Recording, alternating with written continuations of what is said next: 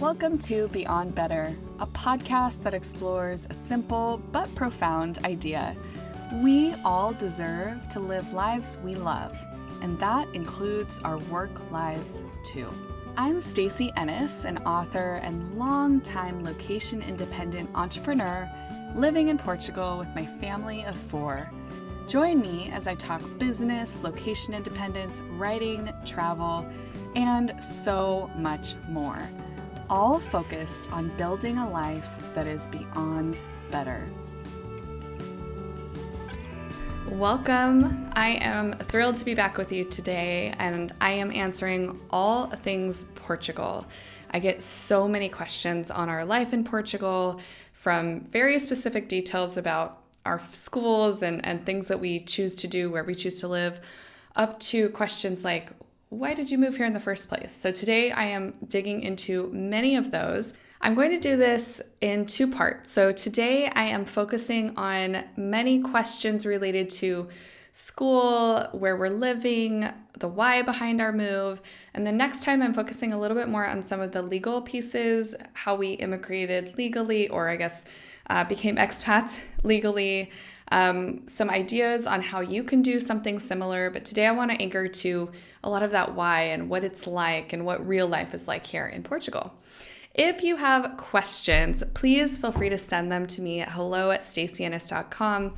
A big goal of mine this year is really to answer more of your questions and support you from location independence to Portugal specifics to book writing to publishing to all the things that we cover on this podcast.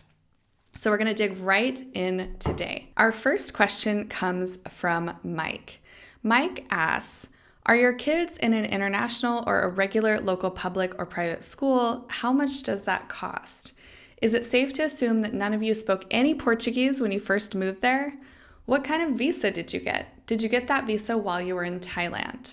So thanks for all of these great questions, Mike. I'm not going to dive into a lot of specifics on visas today, but I will get to more of that in part 2 of my answering all your questions on all things Portugal. Today, I want to focus a little bit on your first part of your questions, and then I'll answer high level the second part. So first, our kids are, they're both in different school situations. So for the first few years here, both of the kids were in private schools. We personally chose to go the private route because we wanted our children to, there's a lot of reasons actually. We may have done this anyway if we were in the US, but a big driver for the way that we've continued our education, I should say, is that we wanted our kids to be educated in English and with Portuguese as a really strong support to their education. I think that our kids' future will be in English, and so I really want them to learn English and to learn it not just as a conversational language, but also as a language that they can write in and read complex work in and communicate in a high level way. So that was a big driver for us. We also, if you've been following me for any length of time, you know that we have a little bit of a non-traditional approach to how we do education. So we have chosen more non-traditional schools. Now there's still great academic foundations. I should say in a more concise way, the way that we've chosen to do education is supportive of strong academics. My husband and I both have master's degrees. We care about education. We want our kids to have strong educations.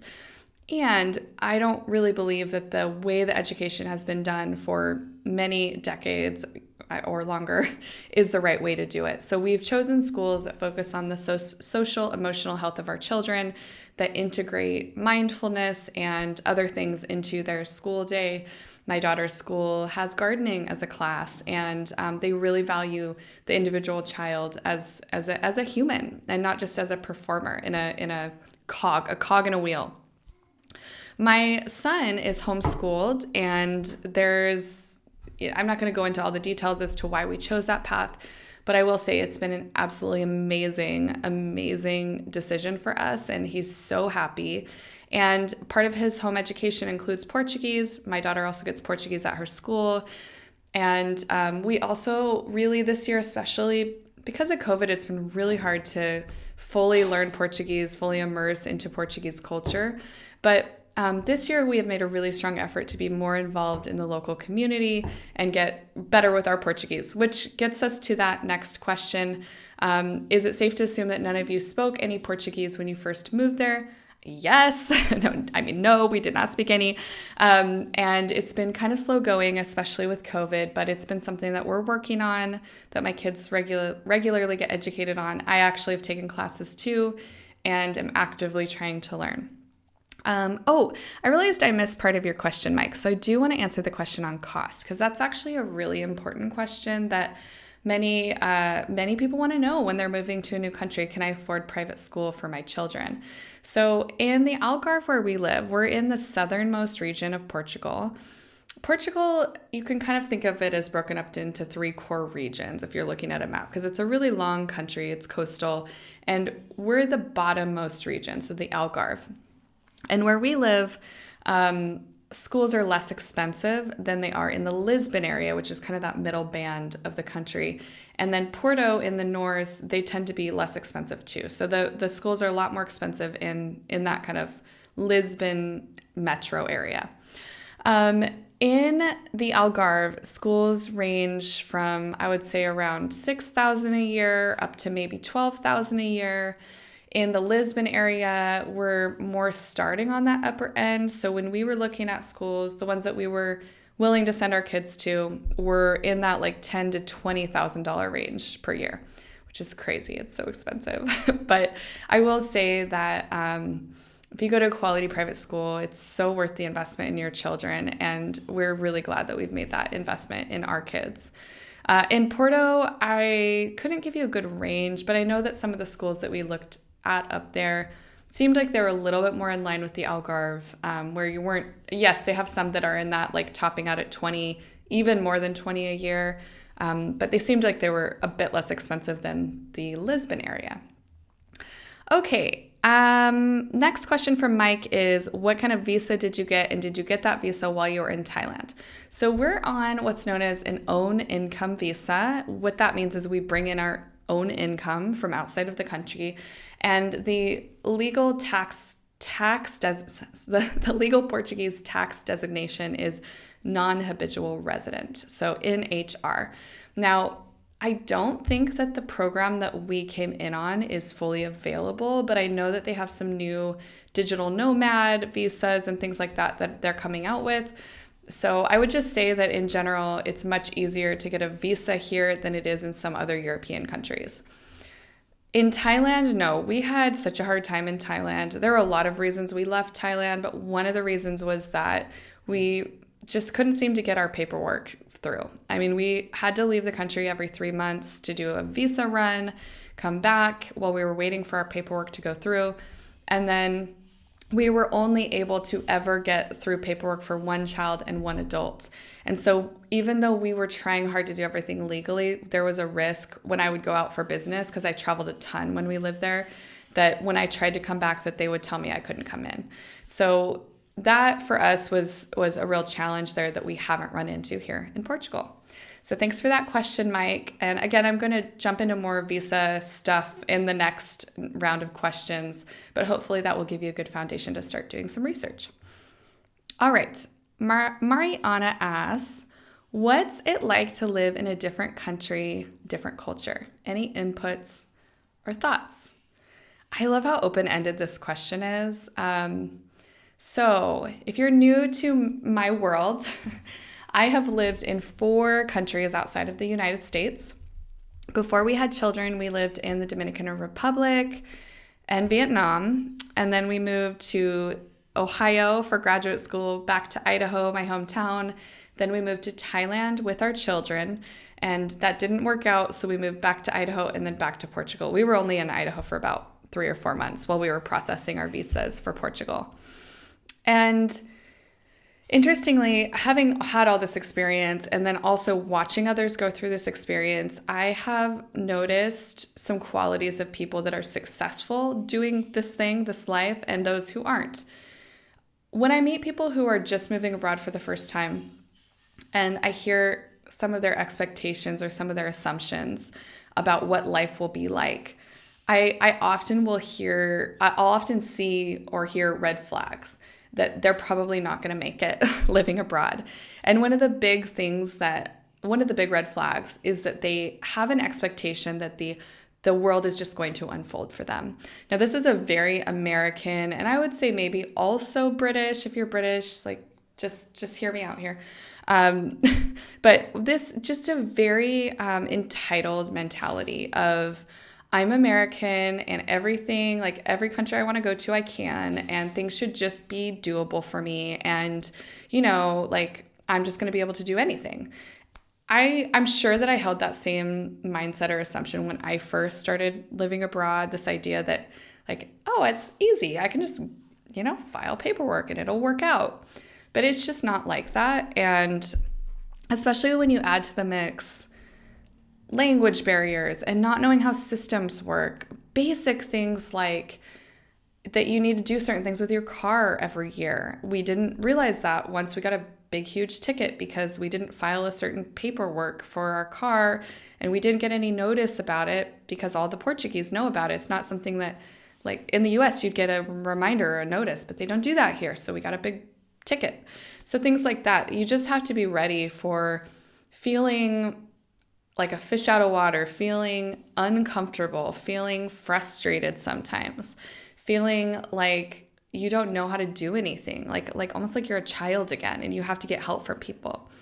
But on the other side of that I think is so beautiful is that intentional discomfort that you put yourself in requires growth. And so if on the other side of that, there are those people who I meet and I'm like, they are going to thrive here and they're going to be amazing and they are going to be successful and stay and be able to live this life they dream of.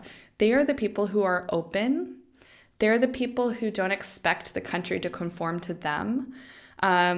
Those who take in their new experiences with a joyful curiosity, even when it's hard. Those who understand that because things don't work a certain way in this country, it doesn't mean that country is not as good as your country.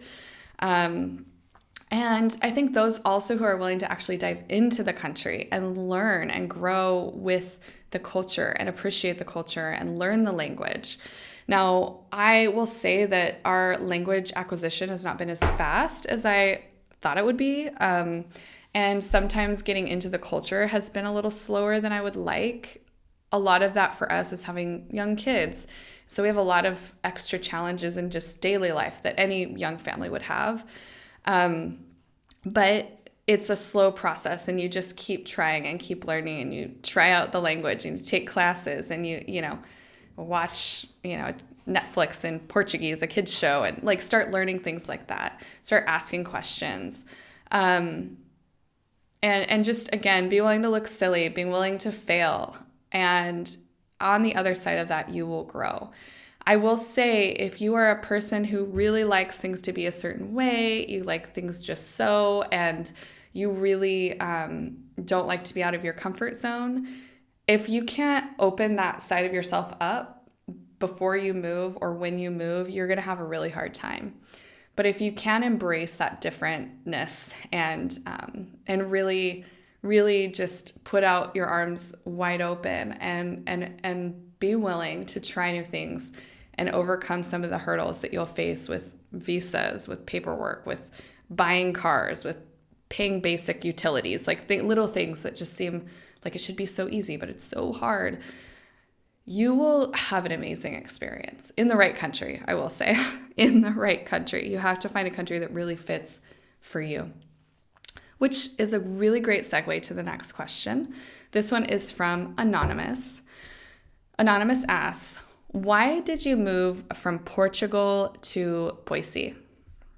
Okay, there's so much why here. I will start by saying that originally our dream was to live in Thailand, and that's where we moved first. We moved in 2018, I think. Yes, 2018.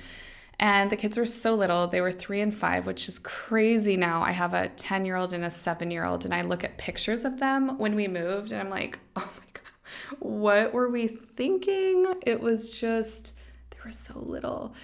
And at the same time, I am glad that we did that when we did, because I think it could have been really easy to get anchored into a certain kind of life. And I think it would have been harder to break out of that if we had been so established. So who knows? Maybe it would have been easier, maybe not. But our dream of living in Thailand started when my husband and I lived in Vietnam.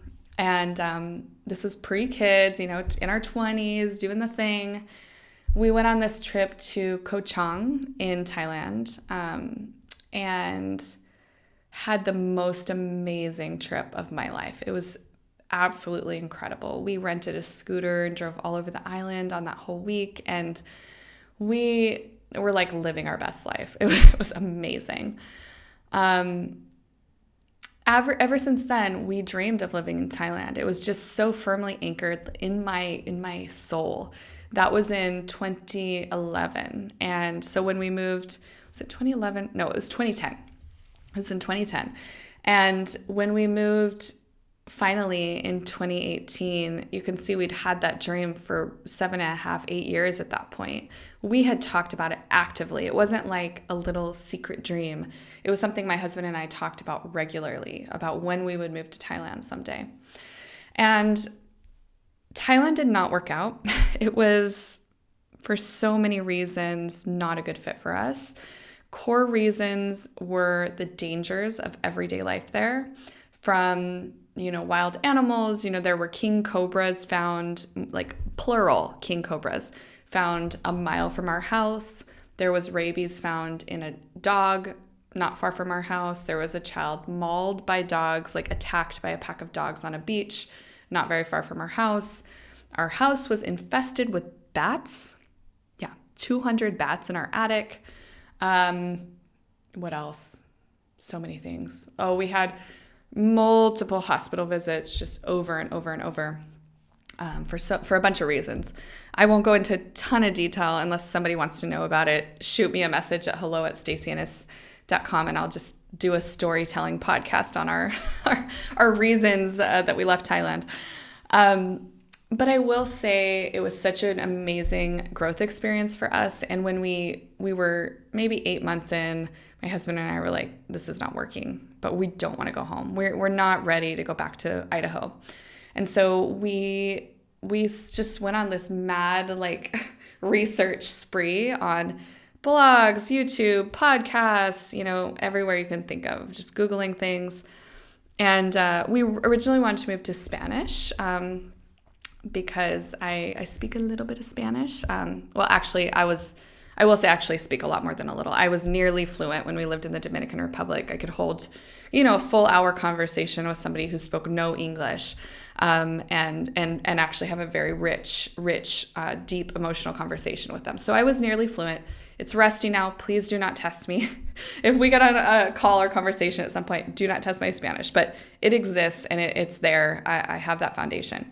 So we thought Spain would be amazing, and we'd always really dreamed of traveling in Spain, but it just turned out that, long story short, the visa process is much tougher there.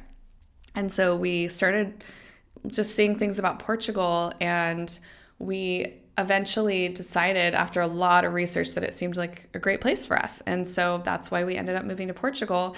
Visas were a lot easier, tax situations a lot better than Spain would have been. And the lifestyle, from what we could tell from our research, was amazing. So that's why we ended up moving here. And then this is a really great segue to the next question, which is from Christine. Christine asks, how do you like living in Portugal? How do your kids like living in Portugal? Do you like the schools? And I would definitely be interested in reading a piece on how you truly feel about Portugal. So I already answered the schools question, so I'm not going to spend, I guess I could say yes, they do really love their schools. It's actually an amazing situation, both the school that my daughter goes to and our homeschool situation. But to answer your question on do we like living here, the answer is a resounding heck yes. We love it. We love living here. I will say that no place is perfect. So I don't want anybody listening or watching this to think, aha, Portugal it is. Because for us, Portugal is an amazing fit. For a lot of our friends that lived in Thailand, Thailand was an amazing fit for them. They loved living there. In Vietnam, for some people, it was an amazing fit for them. I loved living in Vietnam. It was beautiful. It was incredible. But there were things about it that I would never live there again with young children. Dominican Republic, there were things about that some people loved living there. For me, I did not enjoy it toward the end. I was really ready to leave, although so many beautiful experiences there. The people were amazing. But for me, it was not a good fit for just who I am. For us, Portugal is really being completely genuine. It's amazing for us. We love living here. But again, you have to really pay attention to what you need. What we did is we made a big list. We knew all the things that were important to us. We wanted safe schools. We wanted good health care. We wanted affordable cost of living. We wanted lots of outdoor space, trails. We wanted to really be able to feel safe. There were a lot of different things that were important to us. And that's just a short list. And so for us, we really needed an environment that fit with our family, fit with our values, and that has been here. I will say that it has at times been challenging living where we live in the Algarve. Although we love it here, there is not as good of access to medical care, for example, if you need a specialist. And the secondary schools are not, there aren't quite as many options here as there are for primary schools.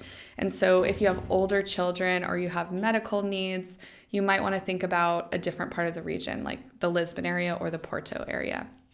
But then again, we also have this amazing aspect to the Algarve where it's more rural, there's lots of open space, there aren't as many people, and it really is just a beautiful quality of life. Things that I love about living here, I think for me, I'm just a type A driven person, and it's a very low-key culture here, very chill.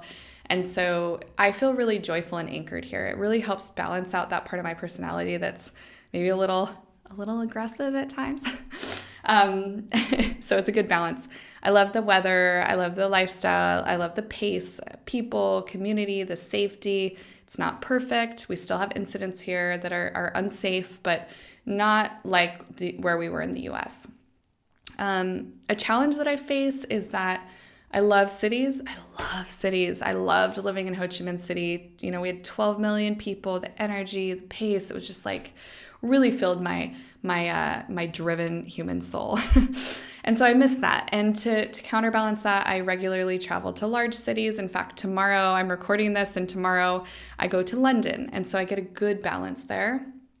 And that helps me be able to be in more of a rural, small place and get that energy and excitement that I really inherently crave as a person in a large city. Great question, Christine. I hope that was helpful, and just thinking through if you're thinking about living in Portugal and whether it might be a good fit for you. So these were such good questions today. I really enjoyed answering them. As a reminder, if you have a question, send it over to me. You can send me an email at hello@stacyennis.com. And if you have a moment right now and you're still listening to this episode and you found it valuable, would you please take just 1 minute to rate and review the podcast? Your 5-star, hopefully, reviews help me reach more people. And I have a big goal this year to grow the podcast and reach more people with the message of beyond better, of this idea that we really deserve to have lives that are not just meh, not just okay, not just better, but actually amazing, to beyond better. Thank you so much for joining me. I will look forward to dropping part 2 soon, and I will be back with you before you know it. This podcast is produced by me, Stacy Ennis. Special thanks to Daniel Alexander for sound editing and Catherine Fishman for project support. These two make the show possible, and I'm grateful. You can always access show notes, including any links mentioned in this episode, at stacyennis.com/podcast. And you can connect with me at stacyennis.com, on Instagram at Stacy Ennis, or on Facebook at Stacy Ennis Creative. Thank you so much for joining me this week. Here's to building lives that are beyond better.